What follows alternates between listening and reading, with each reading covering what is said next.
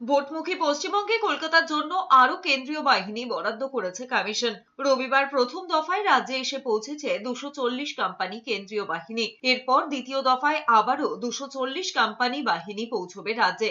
সবচেয়ে বেশি কেন্দ্রীয় বাহিনী মোতায়েন থাকছে কলকাতায়। কলকাতায় মোতায়েন থাকবে মোট 30 কোম্পানি কেন্দ্রীয় বাহিনী। বাহিনী মোতায়েনের নিরিখে দ্বিতীয় স্থানে পূর্ব মেদিনীপুর। বিরোধী দলনেতা জেলায় টহল দেবে 28 কোম্পানি কেন্দ্রীয় বাহিনী।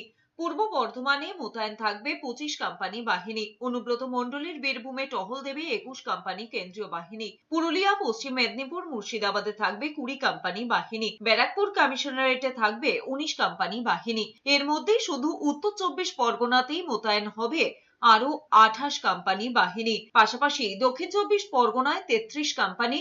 এদিকে ভোট ঘোষণার আগেই বাঁকুড়া জেলায় শুরু হয়েছে কেন্দ্রীয় বাহিনীর টহল দেওয়ার পাশাপাশি ভোট বুথের পরিস্থিতি ঘুরে দেখলো কেন্দ্রীয় বাহিনীর সদস্যরা। হাবড়ায় বিভিন্ন বুথে কেন্দ্রীয় বাহিনীর তরফে চলছে রুট মার্চ। সঙ্গে রয়েছে হাবড়া থানার পুলিশ।